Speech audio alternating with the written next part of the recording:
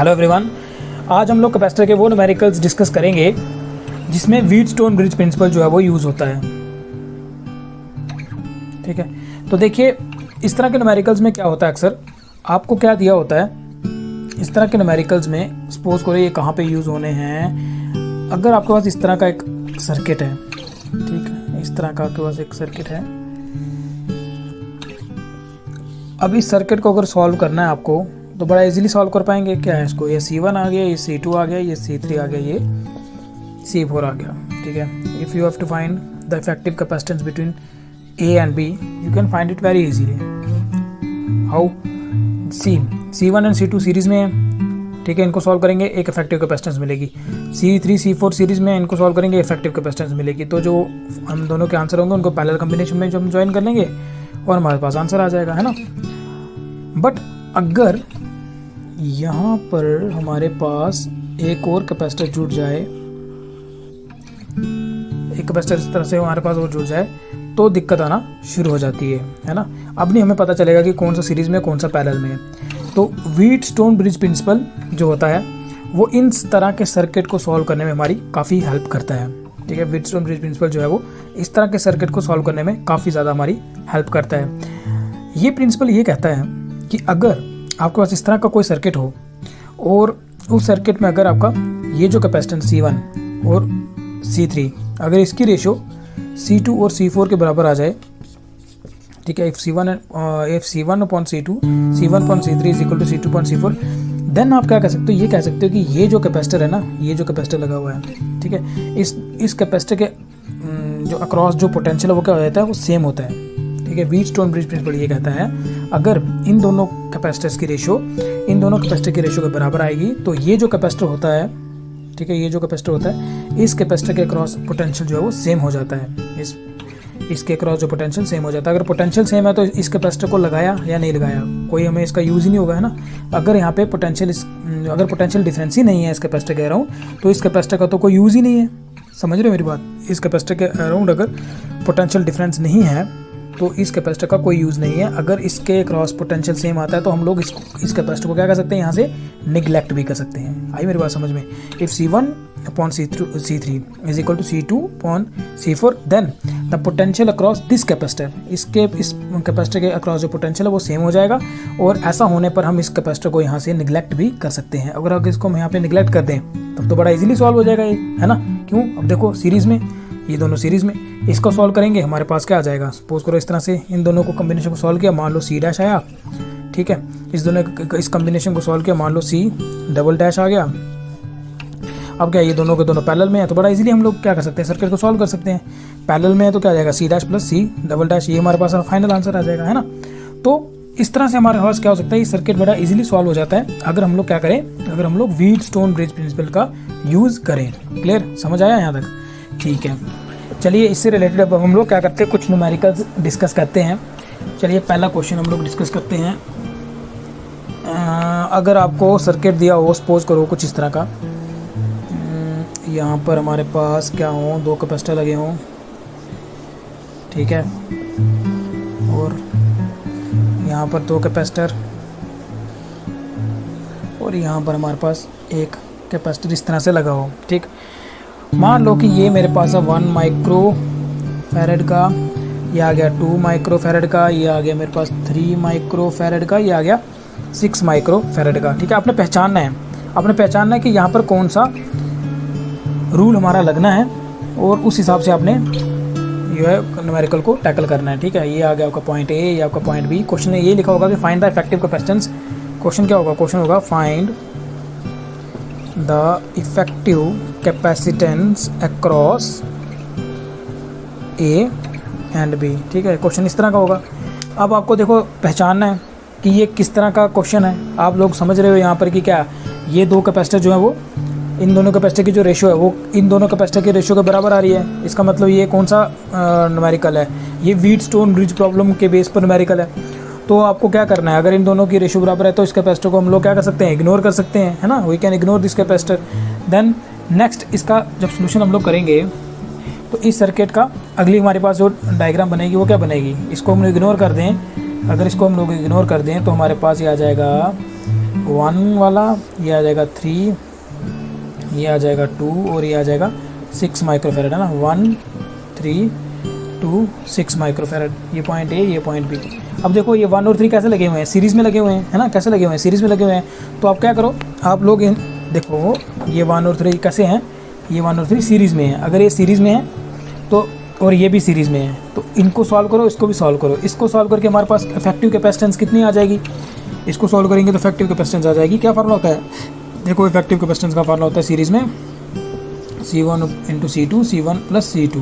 तो देखो कितना आ जाएगा, C1 इंटू C2 कितना आएगा, 1 into 3 divide by 1 plus 3, then answer will be 3/4। क्या आ जाएगा, 3/4। और इसको सॉल्व करने पे, ये भी सीरीज़ में है, तो इसको सॉल्व करेंगे तो क्या आएगा, वही फार्मूला यूज़ करो, ठीक है। C1 इंटू C2 यानी कि 2 into 6 divide by 2 plus 6, and the answer should be, यहाँ पे आ जाएगा 12/8, एंड ये आ जाएगा हमारे पास 342, यहाँ पे आ जाएगा C is equal to 3/2 microfarad. ठीक, समझ आया। ये सीरीज़ का कॉम्बिनेशन सॉल्व किया और इफेक्टिव कैपेसिटेंस ये आ गई। इस सीरीज़ के कॉम्बिनेशन को सॉल्व किया, इफेक्टिव कैपेसिटेंस ये आ गई मेरे पास, ठीक है। तो फाइनली हमारे पास लास्ट अगर इसका सर्किट ड्रा करूँगा तो क्या आ जाएगा, देखो, ठीक है। फाइनली हमें अगर कैपेसिटेंस ड्रा करनी है तो कैसे निकालेंगे, देखो इन दोनों को मिलाकर एक लिख सकता हूँ, ठीक। और ये जो मैंने इन दोनों को मिलाकर जो इफेक्टिव कैपेसिटेंस का जो कैपेसिटर लगाया, अब उसकी कैपेसिटेंस कितनी है, 3/4 है। इन दोनों का जो कॉम्बिनेशन है उसकी इफेक्टिव कैपेसिटेंस कितनी है, 3/2 है। तो इन दोनों की जगह पे एक बनाऊंगा और वो ये आ जाएगा, ठीक है। ये आ जाएगा मेरे पास C इज इक्वल टू 3/2, ये आ गया मेरे पास A, ये मेरे पास आ गया B। क्लियर, ठीक है, समझ आ गया यहाँ तक।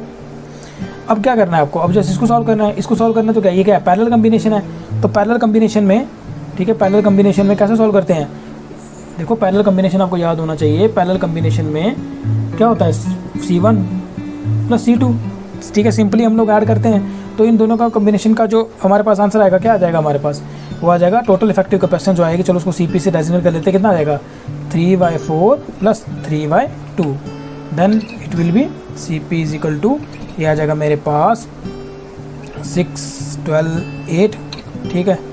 देन इसको मिटा दूँ तो ये आ जाएगा मेरे पास CP इज इक्वल टू, ये आ जाएगा कितना आ जाएगा, 18 डिवाइड बाई 8, तो ये कितना आ गया, इस तरह से आ गया 9/4, है ना। तो हाँ, CP इज इक्वल टू ये आ गया 9/4, ये मेरे पास आ गया इसका फाइनल आंसर। तो total effective capacitance of this circuit is 9/4, कितना आ जाएगा, 9/4। क्लियर, समझ आ गया अच्छे से, ठीक है, ओके। तो मिटा दूँ, चलिए एक और क्वेश्चन करते हैं इससे रिलेटेड, ठीक है ना। देखो पहला सर्किट ये है, ठीक है। अब यहाँ पर हम लोगों ने इसको पहचान लिया कि C1, ठीक है। यहाँ पे आप लोग यहाँ पर लिख सकते हैं कि यहाँ पर क्या आ गया, C1/C3 is equal to C2 divide by C4, क्योंकि यहाँ पर ये चीज़ वैलिड हो रही है। C1/C3 is equal to C2/C4 आ रहा है ना, 1/2, इसको डिवाइड करेंगे तभी 1/2 आ रहा है। देन हम लोग क्या कर सकते हैं, इस कैपेसिटर को यहाँ पे इग्नोर कर सकते हैं, इग्नोर कर दिया, इस कैपेसिटर को हमने यहाँ पे नहीं लिखा, तो ये सर्किट क्या बन जाएगा, इस तरह का बन जाएगा। अब देखो ये दोनों सीरीज़ में, तो इसको सॉल्व किया, क्या आया, 3/4। ये दोनों सीरीज़ में इसको सॉल्व किया, कितना आया था मेरे पास, 3/2, है ना। तो अब ये 3/4 वाला कैपेसिटर इस दोनों की जगह पे एक लगा सकता हूँ मैं, ये वाला, इन दोनों की जगह पे एक लगा सकता हूँ, ये वाला। अब ये दोनों पैरेलल में, इसको सॉल्व किया तो हमारे पास फाइनली आंसर आ गया CP इज इक्वल टू 9/4, या total capacitance of this circuit is equal to 9/4। Clear, समझ आ गया। चलिए नेक्स्ट करें डिस्कस। अभी एक और क्वेश्चन करते हैं इसका डिस्कस, थोड़े से और आपका कंसेप्ट यहाँ पे और स्ट्रांग हो जाएगा। देखो हमने यहाँ पे क्वेश्चन को ना पहचानना है कि यहाँ पर ये कौन सा क्वेश्चन आया हुआ है एग्जाम में, ये वायर्ड नेटवर्क है, ये इन्फिनिटी नेटवर्क है, ये व्हीटस्टोन ब्रिज प्रिंसिपल से सॉल्व होगा, ये किससे सॉल्व होगा, ये आप लोगों ने पहचानना है। पहचानना तो आपको आना चाहिए, ठीक है ना। पहचानोगे नहीं जब तक, तो तब तक उस क्वेश्चन को आप लोग कैसे सॉल्व कर पाओगे, ठीक। अब देखो चलो एक क्वेश्चन और डिस्कस करते हैं। मान लो आपको इस तरह का क्वेश्चन दिया हो जिसमें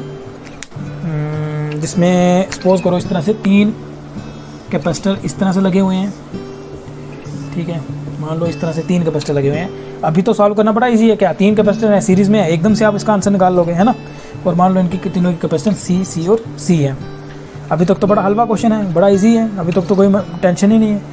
चलिए अगर इस क्वेश्चन में हम लोगों को अगर क्या दे दिया गया हो, अगर इस क्वेश्चन में हम लोगों को इस तरह से एक वायर लगा के दी हो यहाँ तक, ठीक। अभी भी सॉल्व करना बड़ा इजी है, क्योंकि हम लोगों ने क्या किया हुआ है, वायर्ड नेटवर्क के जो क्वेश्चन है उनको सॉल्व करना हम लोगों को अच्छे से आता है। ठीक है, चलिए एक वायर आपको यहाँ से यहाँ पर भी लगा के दे दियो, अभी भी ईजी है सॉल्व करना। कैसे? अब क्या करोगे, वायर्ड नेटवर्क प्रॉब्लम्स जो है वो हम लोगों ने सीखी हुई हैं, वही मेथड यहाँ पे यूज़ करोगे, है ना, वही मेथड यहाँ पे यूज़ करोगे तो आपको बड़ा इजीली आप यहाँ पे चीज़ें फाइंड कर सकते हो, है ना। तो देखो यानी वायर नेटवर्क आपने सीखा था ना, अच्छे से याद है ना। देखो अभी तक तो उसको सॉल्व करना बड़ा ईजी है। क्यों? क्योंकि सपोज करो यहाँ पर एक बैटरी लग गई है यहाँ पर, है ना, इसको ऐसे सॉल्व करते थे। वायर नेटवर्क अगर होता तो हम क्या करते, हम लोग इस तरह से सॉल्व करते हैं, यहाँ पे पोटेंशियल V, यहाँ पे 0। तो देखो ये पोटेंशियल मैंने कहा था वायर में ढूंढना है LCR, अगर LCR है तो पोटेंशियल ड्रॉप होता है, अगर नहीं है तो वो पोटेंशियल आगे की तरफ बढ़ता रहता है। देखो इस वायर में कहीं भी LCR नहीं, यहाँ तक तो पोटेंशियल क्या आएगा, V आएगा। यहाँ पे देखो ये LCR ढूंढो, कोई LCR नहीं, तो यहाँ तक पोटेंशियल 0 आएगा। ठीक, ओके। अब देखो वायर नेटवर्क प्रॉब्लम में हम लोगों ने सीखा था, अगर यहाँ पोटेंशियल V है तो देखो यहाँ पर क्योंकि कैपेसिटर लग गया, अब यहाँ पे पोटेंशियल V तो नहीं रहना, लेकिन देखो यहाँ पे है कोई, इस वायर पे है कोई LCR नहीं है तो यहाँ पे पोटेंशियल V आ जाता। ठीक, और यहाँ पे देखो यहाँ पे पोटेंशियल V आ जाता, कोई प्रॉब्लम नहीं आती। और यहाँ पर 0 पोटेंशियल है तो देखो इस वायर में ट्रैवल करो, इस वायर में ट्रैवल करोगे तो आप देखो कि यहाँ पे कोई LCR नहीं है तो यहाँ पे पोटेंशियल 0 आता।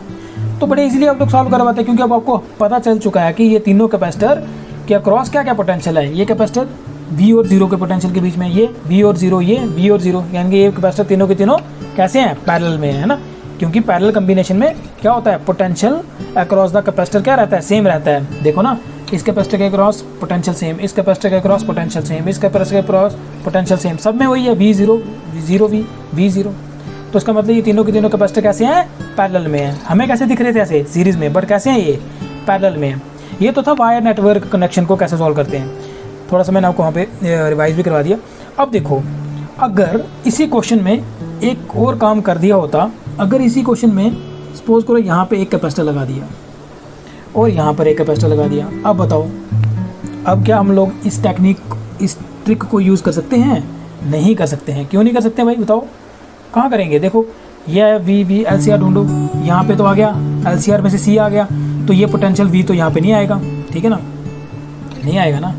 अब देखो चलो ऊपर की तरफ चलते हैं, यहाँ देखो यहाँ पर भी देखो, यहाँ पे भी LCR में से C आ गया। अब इसका मतलब ये V पोटेंशियल यहाँ पर अपेयर नहीं होगा, ये V पोटेंशियल यहाँ पे अपेयर नहीं होगा। बिल्कुल 0 पोटेंशियल के लिए भी देखो यहाँ तक तो चलो ठीक था, 0 था, ठीक है, मान लो ये पॉइंट A है, ये B है, ठीक है, तो यहाँ तक तो ठीक है, पोटेंशियल 0 है, लेकिन ये 0 यहाँ तक तो ठीक आ जाएगा। आगे जाके क्या आ गया, यहाँ पर कैपेसिटर आ गया, तो सेम पोटेंशियल अब यहाँ पे नहीं आएगा, अपेयर नहीं होगा। ये 0 है तो यहाँ पर तो 0 आ सकता था, लेकिन क्योंकि यहाँ पर अब LCR में से C आ गया तो अब ये पोटेंशियल यहाँ पर 0 नहीं है, यहाँ पर 0 नहीं, यहाँ पर 0 नहीं है। समझ आया? इसका मतलब आपने पहचानना है कि भाई ये कौन सी प्रॉब्लम है, आपने पहचानना है कि ये कौन सी प्रॉब्लम चल रही है। इसका मतलब ये दिख रहा है हमको वायर्ड कनेक्शन की तरह, बट ये वायर्ड कनेक्शन प्रॉब्लम नहीं है, ये वायर्ड कनेक्शन प्रॉब्लम नहीं है। तो फिर अब ये कौन सी प्रॉब्लम आ जाएगी, देखते हैं कि ये कौन सी प्रॉब्लम आती है। देखो ये आ जाएगी व्हीटस्टोन ब्रिज प्रिंसिपल के से सॉल्व होने वाली प्रॉब्लम। कैसे? देखो अब देखो आपके पास यहाँ पे तो पोटेंशियल आ गया, यहाँ पे तो पोटेंशियल आ गया इसकी हेल्प से, बट आप देखो आपके पास 2 पॉइंट ऐसे आ रहे हैं, 2 पॉइंट आपके पास ऐसे आ रहे हैं जिसके पास अभी पोटेंशियल हमें पता नहीं है कि यहाँ पर क्या पोटेंशियल है, यहाँ पर क्या पोटेंशियल है। We don't know what will be the potential is here and what will be the potential here. हमें नहीं पता यहाँ पर भी, ना पता हमें यहाँ पर है। इसीलिए अगर नहीं पता है तो एक काम करते हैं, अगर हमें पता नहीं है ना तो एक काम करते हैं, हम सपोज कर लेते हैं कि यार यहाँ पर पोटेंशियल क्या है, x है, और यहाँ पर पोटेंशियल क्या है, y है, ठीक है ना। सपोज कर लेते हैं कि यहाँ पर पोटेंशियल क्या है, x है, और यहाँ पर पोटेंशियल क्या है, y है। तो इसका मतलब हमारे पास अब कितने बन गए, 4 पॉइंट्स बन गए ना। एक बन गया A मतलब यहाँ पे 0 पोटेंशियल है, ठीक।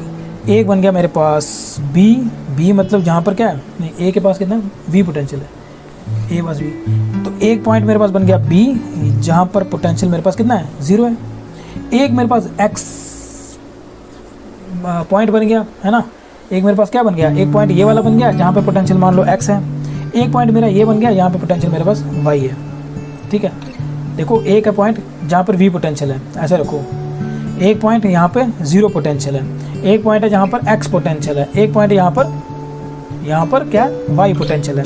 V potential, 0 potential, X potential and Y potential, 4 potential मेरे पास यहाँ पर आ गए। 4 अलग अलग पॉइंट्स आ गए जहाँ पर अलग अलग पोटेंशियल्स हैं। ठीक, अब देखते हैं क्या करके ये कैपेसिटर, कौन सा कैपेसिटर किस पोटेंशियल के क्रॉस यहाँ पर लगा हुआ है, कौन सा कैपेसिटर यहाँ पर किस पोटेंशियल के क्रॉस यहाँ पर लगा हुआ है, वो हम लोग यहाँ पर चेक करते हैं। ठीक, देखते हैं क्या करके। चलो एक काम कर लो, थोड़ा सा और इजी करने के लिए ना इनके नाम दे दो, इसको रखो 1, इसको रखो 2, इसको रख लो 3, इसको रख लो 4, इसको रख लो 5। ठीक, थोड़ा और आपको इजी हो जाएगा। ठीक है, अच्छा इन सब की कैपेसिटेंस जो है ना, इन सब की कैपेसिटेंस जो है वो सी है, ऐसे रख लो कि इन सब की कैपेसिटेंस जो थी वो सी थी। ये ऐसे नाम रख दी मैंने ताकि थोड़ा सा आपको समझ आ जाए आसानी से। देखो पहला कैपेसिटर V और X के बीच में लगा हुआ है, ध्यान से देखो पहला कैपेसिटर कहाँ लगा है, V और X के बीच में लगा है। ये V है, ठीक है, ये X है, इसके बीच में पहला कैपेसिटर लगा है, तो लगा देते हैं। ये आ गया मेरे पास पहला कैपेसिटर V और X के बीच में, V और X के बीच में मेरा पहला कैपेसिटर लगा हुआ है। ठीक, कैपेसिटर नंबर 2 लगा हुआ है V और Y के बीच में, V और Y के बीच में, ये है ना, ये V ये Y, देखो ये V ये Y, ये आ गया पहला कैपेसिटर। ये सेकंड कैपेसिटर कहाँ लगा है, V और Y के बीच में लगा है, तो देखो सेकंड कैपेसिटर मैं लगा दूंगा V और Y के बीच में। ठीक है, यहाँ रखो Y, देखो V और Y के बीच में लगा मेरा सेकंड कैपेसिटर। ठीक, समझ आ गया ये कहाँ कहाँ कौन कौन सा कैपेसिटर किसके अक्रॉस लगा हुआ है, यहाँ पे आपको बिल्कुल ईजी पता चल जाएगा। ठीक, अच्छा थर्ड कैपेसिटर लगा हुआ है X और Y के बीच में, ये X ये Y, ये आ गया आपके पास थर्ड कैपेसिटर। थर्ड कैपेसिटर आपका लग गया X और Y के बीच में। ठीक, फोर्थ कैपेसिटर की बात करते हैं। फोर्थ कैपेसिटर कहाँ लगा, Y और 0 के बीच में। देखो Y कौन है, Y ये है, 0 कौन है, ये है, तो फोर्थ कैपेसिटर लग गया आपका Y और 0 के बीच में। ठीक है, ये आ गया Y, ये आ गया आपका 0। ठीक है, ये आ गया fourth capacitor. Clear. Fifth capacitor देखते हैं, फिफ्थ कहाँ लग गया, X और 0 के बीच में, ये X है ये 0 है, तो X और 0 के बीच में लग गया फिफ्थ कैपेसिटर। ये देखो ये आ गया आपका फिफ्थ कैपेसिटर। और सबकी कैपेसिटेंस कितनी है, सबकी कैपेसिटेंस कितनी है, सी मानी हुई है, सी सी सी सी, है ना। अब देखो ये नेटवर्क कैसा है, ये अभी समझाया मैंने आपको। ये नेटवर्क कौन सा होता है, ये नेटवर्क होता है व्हीटस्टोन ब्रिज नेटवर्क। कैसा होता है, व्हीटस्टोन ब्रिज नेटवर्क होता है। और इस तरह का अगर आपके पास कम्बिनेशन हो, और अगर उस कम्बिनेशन में देखो इस तरह का कम्बिनेशन होना चाहिए, और फिर एक कंडीशन और है, एक कंडीशन और है, अगर आपको इस तरह से हमारे पास कैपेसिटर लगे हों, और फिर उसके बाद C1 divide by C3 is equal to C2 divide by C4 अगर हो, ठीक है, हो, अगर C1/C3 is equal to C2/C4 अगर मेरे पास हो, तब जाके मैं क्या कह सकता हूँ, तब जाके मैं ये कह सकता हूँ कि यहाँ पर मैं इस कैपेसिटर को क्या करूँगा, इग्नोर करूँगा। अगर ये कंडीशन फुलफिल हो रही हो, सुनो मेरी बात अच्छे से ध्यान से सुनना, अगर ये कंडीशन, अगर एक पहली बात फिर से सुन लो, देखो पहली बात तो इस तरह का नेटवर्क होना चाहिए। ठीक, ये कंडीशन है। देखो ये नेटवर्क बेसिकली इस तरह का ही था, हमें इस तरह से दिख रहा था। जब हमने इसको अच्छे से सॉल्व किया तो पता चला कि ये नेटवर्क मैच कर रहा है व्हीटस्टोन ब्रिज नेटवर्क से। ठीक है, ये होता है व्हीटस्टोन ब्रिज नेटवर्क। ओके, अब व्हीटस्टोन ब्रिज जो है ना, नेटवर्क तो मैच करना चाहिए, बट ये कंडीशन भी मैच करनी चाहिए। इसको बोलते हैं बैलेंस कंडीशन। ठीक है, जब C1/C3 जो होता है, ये अगर C2/C4 के बराबर होता है, तब हम कहते हैं कि ये जो व्हीटस्टोन ब्रिज है, WSB कह सकता हूँ उसको, व्हीटस्टोन ब्रिज जो है वो क्या हो गया, बैलेंस हो गया। ठीक है, अगर व्हेन, ऐसे लिख सकते हैं, when Wheatstone bridge is balance, then आप ऐसे कह सकते हो, अगर ये व्हीटस्टोन ब्रिज बैलेंस है तो तब हमारे पास क्या, C1/C3 should be equal to C2/C4। समझ आई मेरी बात, कि अगर ये व्हीटस्टोन ब्रिज बैलेंस है, तब हम लोग कह सकते हैं कि C1/C3 किसके बराबर है, C2/C4 के बराबर है। और अगर ऐसा है, अगर ये कंडीशन फुलफिल हो रही है, तो इसका क्या मतलब होता है, इसका मतलब होता है कि हम इस वाले कैपेसिटर को क्या कर सकते हैं, इग्नोर कर सकते हैं। अभी तो मैंने आपको ये समझाया था ना कि अगर ये कंडीशन फुलफिल हो रही है, तो इस कैपेसिटर को हम लोग इग्नोर कर सकते हैं। ऐसा कह सकते हैं कि यहाँ पर ये कैपेसिटर है ही नहीं है। तो अगर इस कैपेसिटर को इग्नोर किया, ठीक है, अगर इस कैपेसिटर को इग्नोर किया, तब हमारे पास नेक्स्ट जो है हमारे पास सर्किट क्या आ जाएगा। देखो इस बार भी इस वाले नेटवर्क में भी तो C1/C3 is equal to C2/C4 आ रहा है ना, क्योंकि सबकी कैपेसिटेंस क्या है, सबकी कैपेसिटेंस क्या है, C, तो क्या 1/1 इज इक्वल टू 1/1, सेम ही तो है। ठीक है, तो क्योंकि इस नेटवर्क में भी ये कंडीशन फुलफिल हो रही है, समझिए मेरी बात, क्योंकि इस नेटवर्क में भी ये कंडीशन जो फुलफिल हो रही है, इसलिए हम लोग क्या कर सकते हैं, हम लोग इस कैपेसिटर को इग्नोर कर सकते हैं। अगर हम इसको इग्नोर कर सकते हैं, तो ये हमारे पास नेटवर्क कैसा बन जाएगा, अब ये नेटवर्क मेरा बन जाएगा 1 और ये 5, इस तरह से ये 2 कैपेसिटर यहाँ आ जाएंगे। ठीक है, उसके बाद ये 2 कैपेसिटर ऐसे आ जाएंगे, इसको मैं ऐसे करके भी लिख सकता हूँ, क्या दिक्कत है। ठीक है, ये मेरे पास A पोजीशन आ गई, ये B पोजीशन आ गई। ठीक है, समझ आया? ये और ये एक जैसी चीज़ें हैं। अगर इस कैपेसिटर को इग्नोर कर सकता हूँ तो देखो दो कैपेसिटर कैसे लगे हुए हैं, सीरीज़ में लगे हुए हैं। देखो कैसे लगे हैं, सीरीज़ में लगे हैं। फिर हमारे पास ये दो कैपेसिटर कैसे लगे हैं, सीरीज़ में लगे हैं। देखो ये दो कैपेसिटर कैसे लगे हैं, सीरीज़ में लगे हैं। और ये पॉइंट ए है, ये पॉइंट बी है। देखो ये पॉइंट ए है, ये पॉइंट बी है। समझ आया? ये और ये कैसे मैंने यहाँ पे ड्रा किया, समझ आ गया? और सबकी कैपेसिटेंस क्या है, सी सी सी और सी।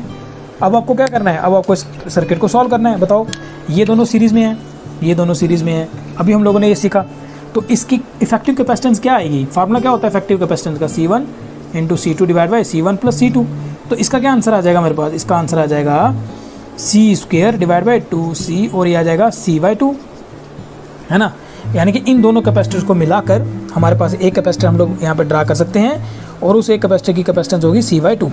ठीक, अच्छा, इन दोनों कैपेसिटर्स को भी मिलाकर हम लोग एक कैपेसिटर ड्रा कर सकते हैं और उसकी कैपेसिटेंस भी क्या होगी, C/2, क्योंकि सेम ही है ना। ये मेरे पास आ गया पॉइंट ए, ये मेरे पास आ गया पॉइंट बी। अब बताओ ये दोनों कैपेसिटर कैसे हैं?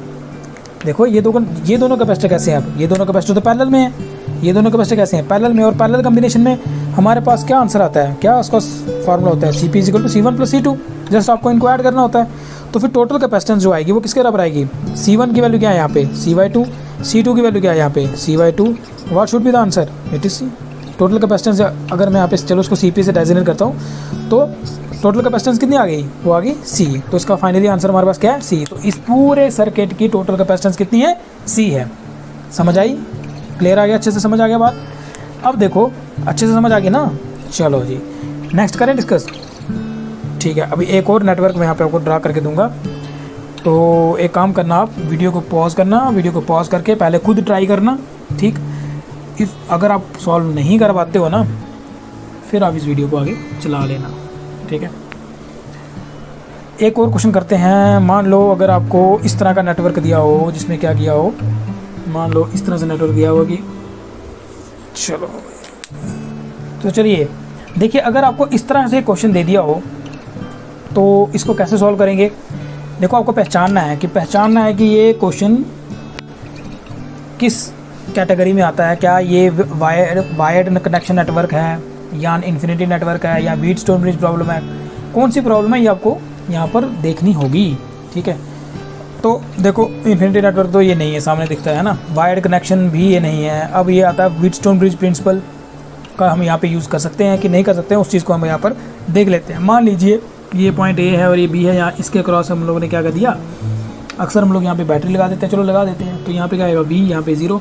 इसका मतलब कम से कम यहाँ पे पोटेंशियल तो V है और कम से कम यहाँ पे तो पोटेंशियल 0 है। ये तो हमें पता चल गया। अब देखो ढूंढो LCR। इस लाइन में, इस वायर में कहीं LCR नहीं है। इसका मतलब यहाँ पे भी पोटेंशियल 0, यहाँ पर भी पोटेंशियल 0। लेकिन V पोटेंशियल कहीं ट्रैवल करेगा? नहीं करेगा। क्यों? क्योंकि यहाँ पे तो क्या आ गया, कैपेसिटर आ गया। यहाँ पे जाएंगे तभी कैपेसिटर आ गया। इसका मतलब 0 पोटेंशियल यहाँ पर है और यहाँ पर है। V पोटेंशियल यहाँ पर है। लेकिन अभी भी आपके पास कुछ ऐसे पॉइंट्स हैं जहाँ पर पोटेंशियल हमें बताना पड़ेगा, यहाँ सपोज करना पड़ेगा। ठीक है, कहाँ पे वो पॉइंट है? देखो ये पॉइंट एक ऐसा पॉइंट है जो कितने कैपेसिटर से जुड़ा हुआ है? 3 कैपेसिटर जुड़ा है ना। एक ये आ गया, एक ये आ गया, एक ये आ गया, एक ये पॉइंट है और एक पॉइंट ये है, ये भी 3 कैपेसिटर से जुड़ा हुआ है ना, 1 2 और 3। ठीक, तो ये 2 पॉइंट्स ऐसे हैं जो 3 कैपेसिटर से तो जुड़े हैं, बट इनके क्रॉस हमें पोटेंशियल पता नहीं है कि इनके क्रॉस क्या पोटेंशियल है। तो चलो कंसीडर कर लेते हैं कि चलो इसके पास X पोटेंशियल है, इसके पास इसके क्रॉस Y पोटेंशियल है। ठीक है, यहाँ तक समझ आ गया? ठीक है, ये सर्किट दिया हुआ था, हमको पहचानना था कि ये कौन सा सर्किट है। तो हम लोगों ने ये देखा कि हो सकता है ये व्हीटस्टोन ब्रिज जो है वो व्हीटस्टोन ब्रिज प्रिंसिपल से क्वेश्चन सॉल्व कर सकते हो हम इसको। तो देखते हैं। तो देखिए यहाँ पर हम क्या करेंगे, जैसा कि मैंने आपको बताया, ये पॉइंट ए के और बी के क्रॉस हम लोगों ने क्या कर दिया, बैटरी कनेक्ट कर दी। उसकी हेल्प से हम लोगों को यहाँ पे पोटेंशियल मिल गया V, यहाँ पे मिल गया 0।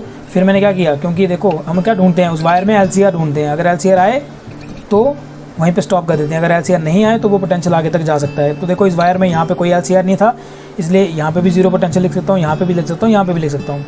बट फिर उसके बाद हमारे पास दिक्कत ये आई कि हमारे पास कुछ ऐसे भी पॉइंट्स थे यहाँ जिसके क्रॉस में पोटेंशियल पता नहीं था। तो देखो मैंने देखे कि यहाँ पे 2 पॉइंट ऐसे हैं। एक हमारे पास ये पॉइंट आ गया जो खुद 3 कैपेसिटर से कनेक्टेड है और ये पॉइंट भी आ गया जो 3 कैपेसिटर से कनेक्टेड है। बट यहाँ ना हमें यहाँ पता है कि क्या पोटेंशियल है, ना हमें यहाँ पता है। तो यहाँ पर मैंने X मान लिया, यहाँ पर मैंने वाई मान लिया। ठीक है जी, यहाँ तक समझ आ गया? ठीक है, कोई दिक्कत? अच्छा देखो एक चीज़ और रख सकते हैं ना, अगर ये वी पोटेंशियल यहाँ पे ना, तो यहाँ पे भी तो वी आएगा, है ना, यहाँ तक तो वी आ सकता है, कोई दिक्कत नहीं है ना, क्योंकि इस यहाँ तक तो कोई कैपेसिटर नहीं लगा था, तो यहाँ तक तो वी आएगा। अच्छा और कहीं तो नहीं ना है? नहीं, और बाकी तो ठीक है। चलो अब एक काम करते हैं, देखो मेरे पास कितने पॉइंट आ गए, वो सारे पॉइंट लिखते हैं। मेरे पास 4 पॉइंट्स आ गए ना। जब भी 4 पॉइंट्स आते हैं ना, तब मैक्सिमम जो वो प्रॉब्लम होती है ना, वो व्हीटस्टोन ब्रिज वाली ही होती है। तो देखो ये मेरे पास आ गया ए पॉइंट जिसका पोटेंशियल वी है, ठीक है। ये मेरे पास आ गया बी पॉइंट जिसका पोटेंशियल क्या है, 0 है। मान लो ये पॉइंट है, ये बी पॉइंट है, पोटेंशियल इसका वी है, इसका यहाँ पे 0 है। एक पॉइंट है जो एक्स, एक एक्स है ना, जहाँ पोटेंशियल एक्स मान लो, एक पॉइंट ये मान लो जहाँ पे पोटेंशियल वाई मान लो। ठीक, अच्छा जी, अब एक काम करते हैं, एक एक करके कनेक्ट करते हैं। चलो कितने कैपेसिटर लगे हैं, एक एक यहाँ पे नाम दे दूँ सबकी कैपेसिटेंस। देखो कैपेसिटेंस सबकी सी है, कैपेसिटेंस सबकी सी मान लेते हैं, ठीक है। ये भी सी, ये भी सी, सबकी सी कैपेसिटेंस है।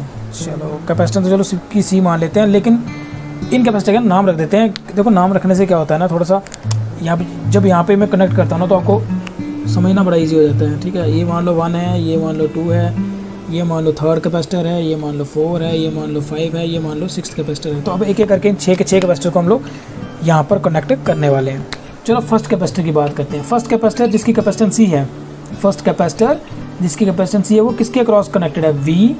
इसके क्रॉस पोटेंशियल क्या, देखो इसके क्रॉस पोटेंशियल वी और वाई, है ना। अगर मतलब यहाँ पे वाई पोटेंशियल, तो इसका मतलब यहाँ पे भी वाई पोटेंशियल है, ठीक है ना। इसका मतलब ये कैपेसिटर जो है, इसके क्रॉस पोटेंशियल वी है और वाई है, तो मतलब ये वी और वाई के बीच में कनेक्टेड है। तो ये वी पोटेंशियल, ये वाई पोटेंशियल, ठीक है। तो ये वी और वाई के बीच में कनेक्टेड है, तो एक काम करते हैं, इसको यहाँ पे कनेक्ट कर देते हैं, ठीक है ना। ये आ गया आपका फर्स्ट कैपेसिटर जिसकी कैपेसिटेंस क्या है, सी है, और ये हमने कनेक्ट कर दिया यहाँ पर, ठीक। सेकंड की बात करते हैं। जो सेकंड कैपेसिटर वो किसके क्रॉस कनेक्टेड है, वी और 0 के बीच में, वी और 0, ये वी और ये 0 इसके बीच में कनेक्टेड है ना सेकंड। ये आ गया आपका फर्स्ट। सेकंड कैपेसिटर देखते हैं, वी और 0 के बीच में कनेक्टेड है, तो ये आ गया मेरे पास वी और 0 के बीच में कनेक्टेड है, तो यहाँ पे कनेक्ट कर दूँ, वी और 0 के बीच में कनेक्टेड है। ये आ गया सेकंड कैपेसिटर जिसकी कैपेसिटेंस क्या है, सी है। थर्ड की बात करूँ तो थर्ड कैपेसिटर वी और एक्स के बीच में कनेक्टेड है, ये वी ये एक्स, तो वी और एक्स के बीच में कनेक्टेड है ना।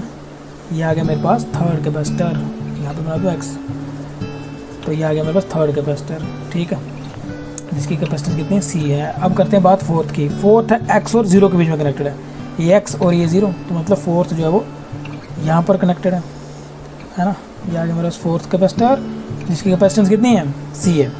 फिफ्थ की बात करें तो फिफ्थ कनेक्टेड है एक्स और वाई के बीच में, एक्स और वाई, ये आगे मेरे पास एक्स, ये आगे मेरे पास वाई, इसके बीच में कनेक्टेड है, ठीक है। तो एक काम करते हैं, वायर को ऐसे करके ड्रा कर देते हैं, ठीक है, तो कोई दिक्कत वाली बात नहीं है ना। दो वायर क्रॉस कर रहे हैं ना, तो इसको इस तरह से ड्रा करते हैं। एक्स और वाई के बीच में भी कनेक्टेड हो गया, इसकी कैपेसिटेंस भी कैसी है। सिक्स्थ कैपेसिटर जो है वो वाई और 0 के बीच में कनेक्टेड है, देखो ये वाई और ये 0 है ना, इसके बीच में कनेक्टेड है, ये वाई है ना, ये वाई है, वाई और 0 के बीच में कनेक्टेड है, तो सिक्स्थ कैपेसिटर मेरा यहाँ पर कनेक्टेड है। ये आ गया सिक्स्थ जिसकी कैपेसिटेंस कितनी है, सी है, ठीक है। ये था फिफ्थ। अब देखो ये शक्ल किसके साथ मिल रही है, अब कैसा नेटवर्क है ये, यही तो देखना है आप लोगों ने, ये कैसा नेटवर्क है, ये है व्हीटस्टोन ब्रिज नेटवर्क, है ना। ये आ गया व्हीटस्टोन ब्रिज नेटवर्क। अब इस नेटवर्क में ध्यान से सुनो, अगर ये नेटवर्क बैलेंस हो, ठीक है, अगर ये नेटवर्क बैलेंस हो, और ये नेटवर्क कब बैलेंस होता है, जब C1, देखो ये जो व्हीटस्टोन ब्रिज नेटवर्क है, अगर ये बैलेंस हो, मतलब ये बैलेंस कब होता है, ये बैलेंस तब होता है जब C1/C3 किसके बराबर आएगा, C2/C4 के बराबर आएगा। तो देखो कौन है C1 C3, ये आ गया C1, ये आ गया, ठीक है, ये 1 ये 2, अच्छा नाम मैंने इनके ऐसे दे दिए, बट ये आपको याद रखना है कि ये नेटवर्क आपका ये है, ठीक है, एक हिसाब से ये है। तो इसका अभी ये वाले नाम मिटा दो, ये तो बस मैंने कनेक्ट कैसे करने वो बताने के लिए बताया था आपको, ठीक है ना।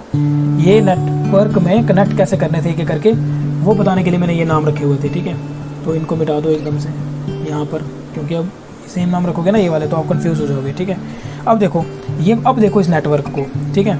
अब इस नेटवर्क पे देखो क्या इस पोर्शन के इस तरफ जो इस आर्म पे जो कैपेसिटर होते हैं ना, उसको बोलते हैं C1, ये आ गया आपका C3, ये आ गया C2, ये आ गया आपका C4, ठीक। क्या C1/C3 C2 के C4 के बराबर है, बिल्कुल है। क्यों, क्योंकि सबकी कैपेसिटेंस सी है, तो ये कंडीशन तो फुलफिल हो रही है। अगर ये कंडीशन फुलफिल हो रही हो तो x और y के अक्रॉस जो कैपेसिटर होता है, कौन सा, ये वाले की बात नहीं करनी, ये किसी v और 0 के अक्रॉस कनेक्टेड है, इस वाले कैपेसिटर की हम बात नहीं कर रहे हैं, हम बात कर रहे हैं x और y के बीच में क्या कनेक्टेड है। समझ रहे मेरी बात, हम लोग बात किसी कर रहे हैं x और y के बीच में कौन सा कैपेसिटर जो है कनेक्टेड है। ठीक, कहता है कि अगर, पहले तो हमें पता चल गया कि ये व्हीटस्टोन ब्रिज है ना, व्हीटस्टोन ब्रिज नेटवर्क है।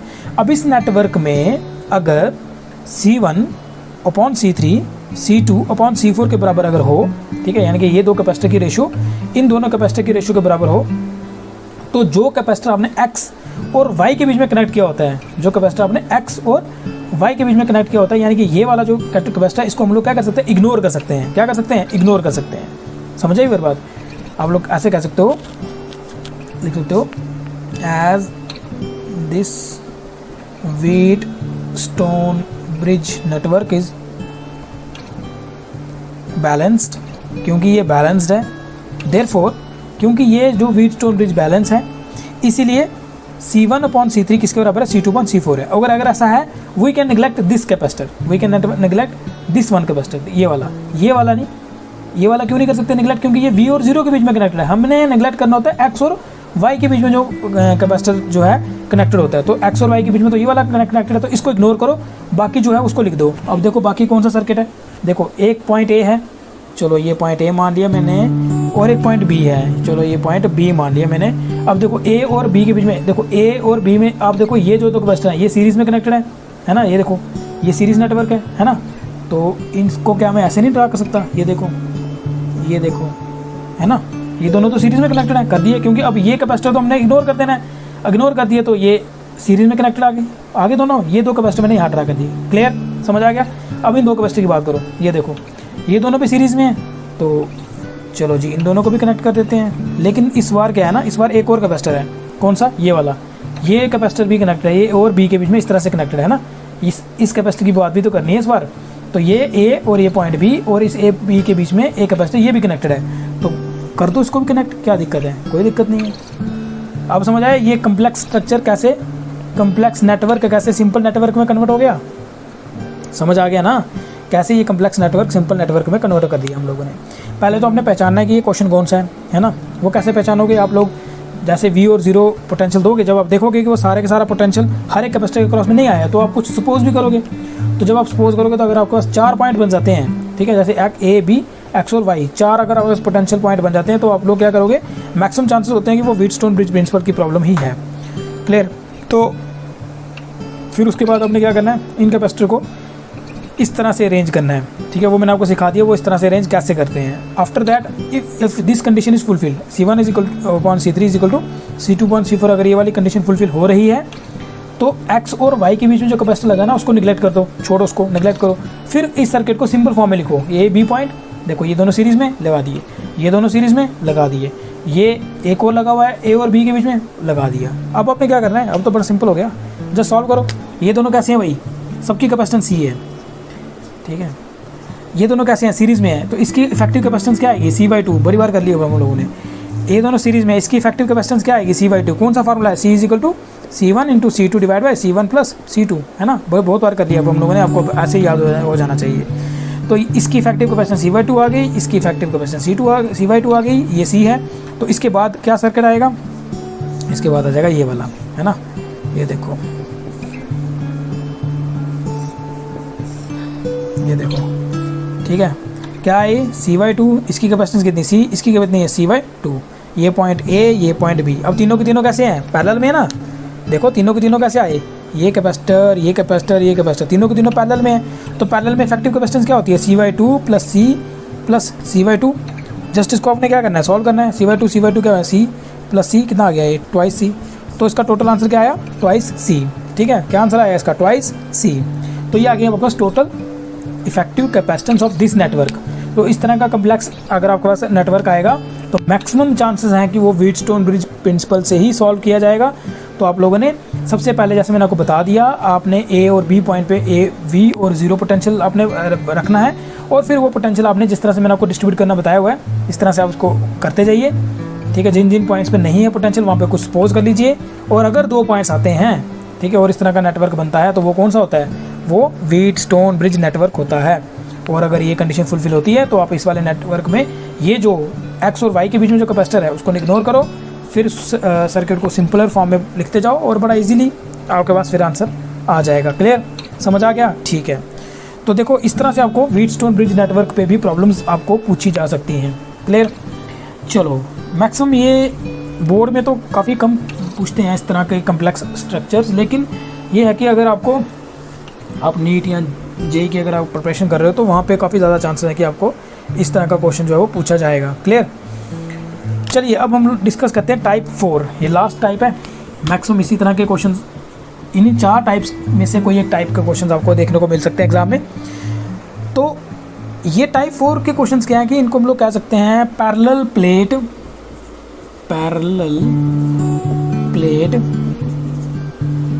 नेटवर्क।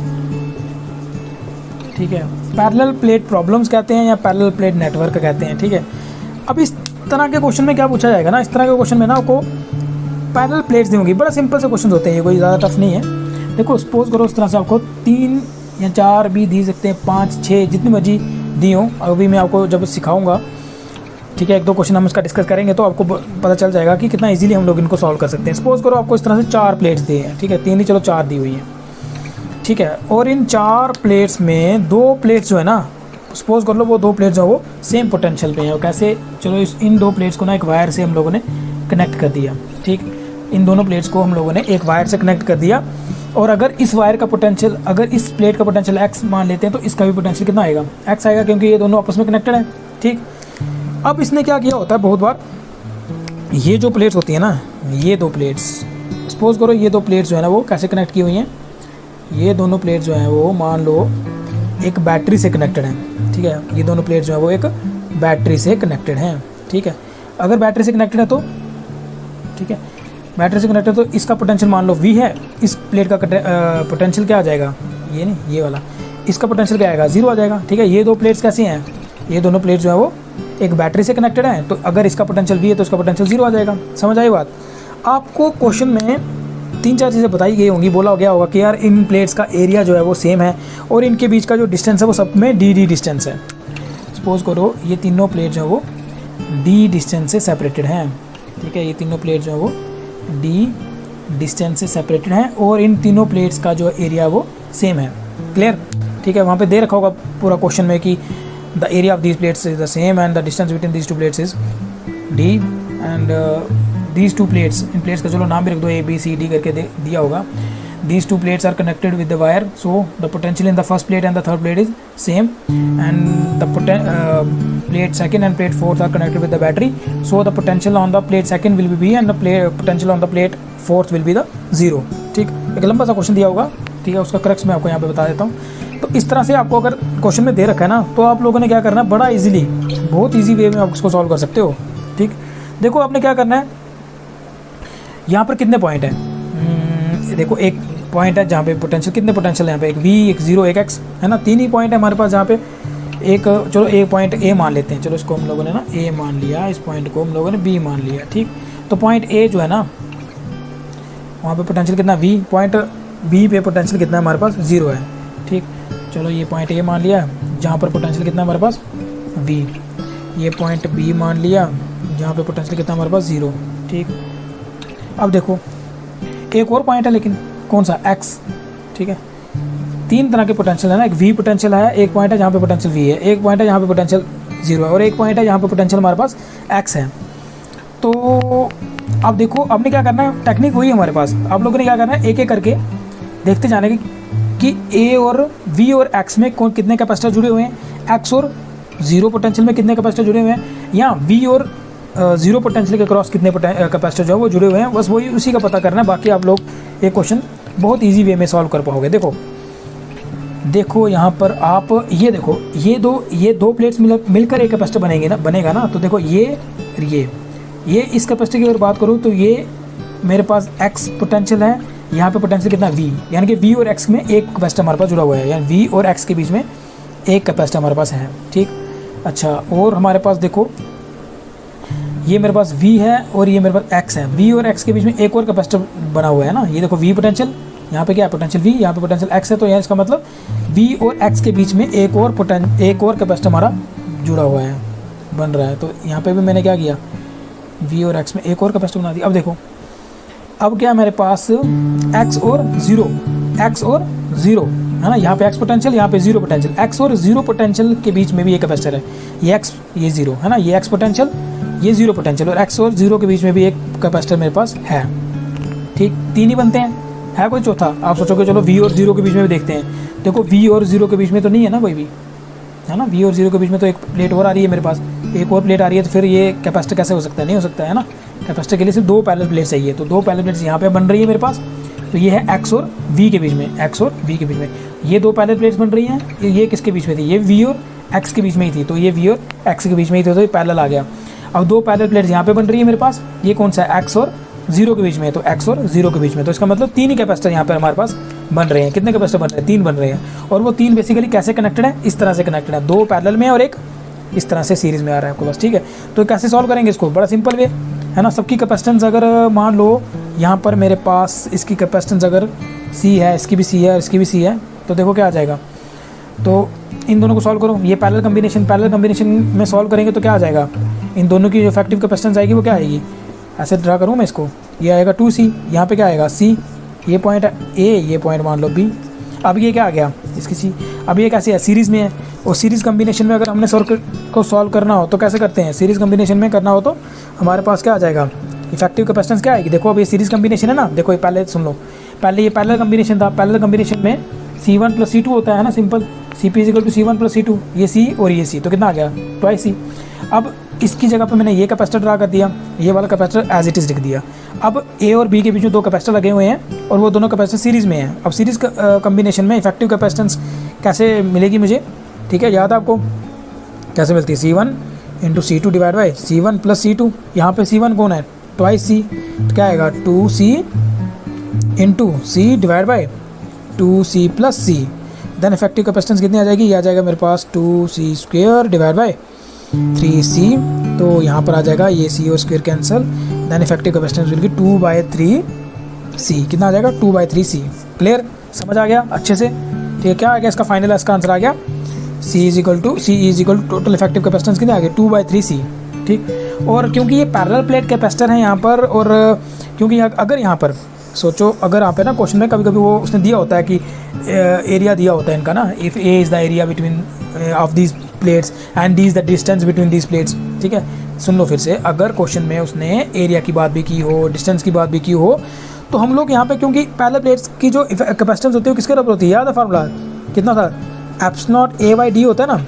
ठीक है, as we know that C = ε0A/d, so effective capacitance will be, यहाँ पे लिख सकते हो यार, एज वी नो दैट। ठीक है, पैरेलल प्लेट कैपेसिटर में C किसके बराबर आता है? ε0A/d। अगर उसने क्वेश्चन में डिफाइन किया हुआ है कि A भी क्या है और D भी के बारे में बोला हो, तो हम लोग यहाँ पे ये चीज़ यहाँ पर सब्स्टिट्यूट कर सकते हैं, और इफेक्टिव कैपेसिटेंस किसके बराबर आ जाएगी? वो आ जाएगी 2/3 ε0A/d। समझ आया? ठीक, समझ आ गया? क्लियर हो गया? ये भी आंसर है, ये भी आंसर है, कोई वाला भी लिख सकते हो। ठीक है, इस तरह के क्वेश्चंस में अक्सर एग्जाम में क्वेश्चन में उसने एरिया की बात की होती है, डिस्टेंस की बात की होती है, और अगर एरिया और डिस्टेंस की बात की है तो आप फाइनली ये वाला फार्मूला यूज़ करके C की फाइनल वैल्यू भी लिख सकते हो, C = 2/3 ε0A/d। क्लियर, बिल्कुल सिंपल क्वेश्चन है। ठीक है, चलिए एक और एग्जाम्पल करते हैं इसकी, सो दैट कि अच्छे से आपको समझ आ जाए। ये बता दूँ ये वाला। इस बार हम लोग बात करते हैं, अगर 4 प्लेट्स ही हो, ठीक है, ये 1 प्लेट आ गई, ये 2 प्लेट आ गई, ये तीसरी आ गई और ये चौथी प्लेट आ गई। अगर इस बार भी 4 प्लेट्स दी हों, लेकिन अगर इस बार जो प्लेट 1 है ना, प्लेट 1 को अगर कनेक्ट कर दिया हो प्लेट 4 के साथ, ठीक है, ये प्लेट 1 आ गई, ये प्लेट 2 आ गई, ये प्लेट 3 आ गई, ये प्लेट 4 आ गई, कितना भी लंबा क्वेश्चन को दे सकता है, 3, 4, 6 वाली प्लेट्स के भी क्वेश्चन भी आ सकते हैं। तो अगर प्लेट 1 इस बार प्लेट 1 और 4 को कनेक्ट किया हो, ठीक है, इसका मतलब अगर और अगर चलो मान लेते हैं कि अगर प्लेट 1 पे अगर एक्स पोटेंशियल है तो प्लेट 4 भी एक्स पोटेंशियल भी होनी है, ठीक। और अगर प्लेट 2 और 3 के क्रॉस बैटरी लगाई हो, प्लेट 2 और प्लेट 3 के क्रॉस अगर इस बार बैटरी लगा दी इसने इस तरह से, तो क्या होगा, तो प्लेट 2 पोटेंशियल V पे आ जाएगी और प्लेट 3 जो पोटेंशियल 0 पे आ जाएगी। समझ आई ना बात। इस बार क्या किया इसने, इस बार क्या किया, 1 और 4 को कनेक्ट किया, 1 और 4 को कनेक्ट किया। और इस बार क्या कर दिया इसने, 2 और 3 के अक्रॉस इसने क्या कर दिया, 2 और 3 के अक्रॉस इसने बैटरी कनेक्ट कर दी, इसलिए 2 प्लेट जो है वो वी पोटेंशियल पे आ जाएगी और 3 प्लेट जो है वो 0 पोटेंशियल पे आ जाएगी। ठीक, अब फिर भी आपको इस बार क्या करना है, देखो कितने पॉइंट है आपके पास, 3 ही पॉइंट है ना। मान लो ये ए पॉइंट है, ये बी पॉइंट है, ठीक, जिसके क्रॉस ए और बी के क्रॉस हमें इफेक्टिव कैपेसिटेंस निकालनी होती है ना, इसलिए मैं यहाँ पे लिखता हूँ उनको। तो देखो यहाँ पर हमारे पास 3 तरह के पॉइंट्स हैं, एक पॉइंट ए है, एक पॉइंट मेरे पास बी है। ए पॉइंट जो है वो वी पोटेंशियल पे है, बी पॉइंट जो है वो 0 पोटेंशियल पे है, और एक पॉइंट मेरे पास एक्स है। ठीक, यही है। अब देखो ये पैरेलल प्लेट 2 बन रही हैं, ये देखो ये पैरेलल प्लेट बन रही है, इनके एक कैपेसिटर बन रहा है, और इसके क्रॉस पोटेंशियल क्या है, एक्स और वी, यानी कि एक्स और वी के बीच में एक प्लेट हमारे पास यहाँ पर कनेक्टेड है, एक्स और वी के बीच में एक प्लेट यहाँ पर कनेक्टेड है। तो कर देते हैं कनेक्ट। देखो एक प्लेट बन गई ना, ये एक प्लेट बन गई, पैरेलल प्लेट कैपेसिटर में 2 प्लेट्स होती हैं, है ना। देखो ये 2 पैरेलल प्लेट्स आ गई, तो ये एक्स और वी पोटेंशियल के बीच में कनेक्टेड है, तो एक्स और वी पोटेंशियल के बीच में कनेक्टेड है, तो यहाँ पर आ गया मेरे पास। ठीक है, अच्छा इस प्लेट इस कैपेसिटर की बात करें अगर, ठीक है, यहाँ पे ये 2 प्लेट्स भी तो कैपेसिटर बना रही है ना एक, तो ये V और 0 के बीच में कनेक्ट है, ये V और 0 के बीच में कनेक्ट है, यानी कि एक मेरे पास प्लेट इस तरह से V और 0 के बीच में कनेक्टेड है। अच्छा अब देखो एक प्लेट मेरे पास ये है, ये वाली है ना, ये किसके बीच में कनेक्ट है, एक्स और 0 के बीच में कनेक्ट है, ये एक्स और 0 के बीच में कनेक्ट आ गई। ठीक है, ये एक्स और 0 के बीच में कनेक्टेड होगी। समझ आई मेरी बात, है ना, समझ आई। देखो ये 2 प्लेट्स मिलेंगी तो एक हमारे पास पैरेलल प्लेट कैपेसिटर बनेगा। तो ये दो प्लेट्स एक्स और वी के बीच में कनेक्ट है, एक्स और वी के बीच में, एक्स और वी के बीच में कनेक्ट कर दी। ये 2 प्लेट्स 2 और 3 जो है वो वी और 0 के बीच में कनेक्ट है। ठीक है, वी और 0 के बीच में मैंने कनेक्ट कर दी। उसके बाद आप देखो कि ये जो 3rd और 4th थी ये 0 और एक्स के बीच में कनेक्ट है, तो देखो 0 और एक्स के बीच में कनेक्ट कर दी, है ना, क्लियर। ठीक है, अच्छा अब करो उसको सॉल्व, सिंपल है। ये दोनों कैपेसिटर कैसे आ गए, अब तो तुम लोग उसको बड़े इजी सॉल्व कर पाओगे। ये सीरीज़ में आ गए, तो अगर सबकी कैपेसिटेंस सी है, ठीक है, अगर सबकी कैपेसिटेंस सी मान लूँ मैं, तो ये दोनों कैपेसिटर कैसे आ गए, सीरीज़ में आ गए। तो सीरीज़ में आ गए तो क्या कैपेसिटेंस आएगी, वो आएगी C/2, है ना। तो ये कैसे है, पैरेलल में है, तो इसको ऐसे कर देते हैं ड्रा। ये पॉइंट मेरे पास A है, ये पॉइंट मेरे पास B है। You have to find the effective capacitance between A and B। Question में लिख देना, find the effective capacitance between A and B। Okay, अब देखो, अब दोनों पैरेलल में है, पैरेलल में तो क्या होता है, सिंपली ऐड करते हैं, तो क्या आएगा C/2 प्लस C, कितना आ जाएगा ये आ जाएगा मेरे पास C + 2C/2, यानी कि 3/2C, है ना। समझ आई बात।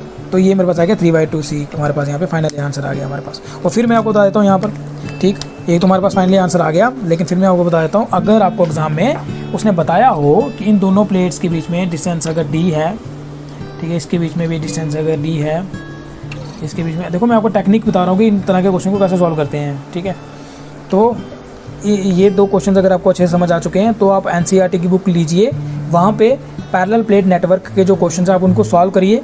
ठीक है, और आपके पास जो बुक्स पड़ी हुई हैं उन बुक्स पे जो क्वेश्चंस हैं इन चारों टाइप्स पे से रिलेटेड उनको सॉल्व करिए। उनको सॉल्व करोगे तो आपको पता चलेगा कि आपको कितना समझ आ रहा है ना। और अगर जब सॉल्व करेंगे और जब सॉल्व होने शुरू हो जाएंगे ना क्वेश्चन, तो कॉन्फिडेंस बिल्ड होता है हमारा। ठीक है, तो देखो अगर आपको यहाँ पे दिया गया हो कि इन सब प्लेट्स के बीच में डिस्टेंस D है, ठीक है, यहाँ पे चलो मैं इस बार लिख देता हूँ, if D is the distance between plates, if D is the distance between plates and A is the area, ठीक है, थोड़ा छोटा छोटा लिख रहा हूँ, तो आप लोग ऐसे अपने कॉपी पे लिख लेना अगर नहीं पढ़ा जा रहा है। A is the area of each plate, ठीक है। if D is the distance of between the plates and A is the area of each plate, then C जो है वो किसके बराबर आती है, जो कैपेसिटेंस होती है वो किसके बराबर आती है, epsilon A divide by D। Substitute this value in this equation, तो इस वैल्यू को अगर इस इक्वेशन में सब्स्टिट्यूट करेंगे तो हमारे पास टोटल इफेक्टिव कैपेसिटेंस जो होती है, ठीक है, मान लो उसको CE से डेजिग्नेट करें तो क्या आ जाएगा 3C/2। तो आपको यहाँ पे क्या करना है, C की वैल्यू ये सब्स्टिट्यूट करनी है, तो क्या आएगा 3/2 epsilon A divide by D। ये भी आपका आंसर हो सकता है, ठीक, ये भी आपका आंसर हो सकता है, ये भी करेक्ट है। और अगर आप थोड़ा सा स्कोर एक्सटेंड करोगे, लिखोगे कि D is the distance between the plates and A is the area between the each plate, then C is equal to, हमें पता है वो किसके बराबर होता है, पैरेलल प्लेट कैपेसिटर की कैपेसिटेंस किसके बराबर होती है, epsilon A divide by D। तो क्या आएगा, C is equal to 3C/2। तो इस तरह से आप इसका आंसर जो है वो लिख सकते हो। ठीक है, तो ये हमारे पास कुछ टाइप्स थी। इस तरह की टाइप्स के न्यूमेरिकल्स हम लोगों को देखने को मिल सकते हैं। ठीक है, आई होप आपको अच्छे से समझ आया होगा। तो अब हमारे पास इस चैप्टर से रिलेटेड सिर्फ 2 ही क्वेश्चन बचते हैं, 2 ही टॉपिक बचते हैं। एक है हमारे पास कि पैरेलल प्लेट कैपेसिटर में अगर हम लोग एक डाइलेक्ट्रिक मीडियम इंट्रोड्यूस कर देंगे, ठीक है ना, पैरेलल प्लेट कैपेसिटर में अगर हम लोग डाइलेक्ट्रिक मीडियम इंट्रोड्यूस कर देंगे तब कैपेसिटेंस जो है वो क्या होगी, तब कैपेसिटेंस बढ़ेगी कि कम होगी, वो हम लोग अभी नेक्स्ट लेक्चर में देखने वाले हैं। ठीक, और इसके बाद हमारे पास एक टॉपिक बचता है, वो है वैन डी ग्राफ जनरेटर। ठीक है, वैन डी ग्राफ जनरेटर जो है उसको हम लोग समझेंगे, और उसके बाद हमारे पास ये जो पूरा इलेक्ट्रोस्टैटिक का जो यूनिट है ये हमारे पास कंप्लीट हो जाएगा। क्लियर? ठीक है, तो इन न्यूमेरिकल्स की जैसे मैंने आपको बताया अच्छे से प्रैक्टिस कीजिए। ठीक है, जितने मैंने आपको ये सॉल्व करवाए इनको तो आप अच्छे से सॉल्व करिए, नोट्स पे लिख लीजिए। उसके बाद NCERT के जो न्यूमेरिकल्स हैं, जहाँ जो आपके पास जो बुक्स पड़ी हुई हैं, ठीक है, उन बुक्स से रिलेटेड जो न्यूमेरिकल्स आपको कैपेसिटर का मिलता है आप उसको सॉल्व करिए। आई होप जितनी मैंने आपको टाइप्स कराई हैं इन्हीं टाइप्स में से ही कोई टाइप का क्वेश्चन वहाँ पे बुक्स में दे रखा होगा और आप उसको ईजिली सॉल्व कर पाओगे। क्लियर? सो तब तक के लिए हंसते रहिए और मुस्कुराते रहिए और फिजिक्स पढ़ते रहिए।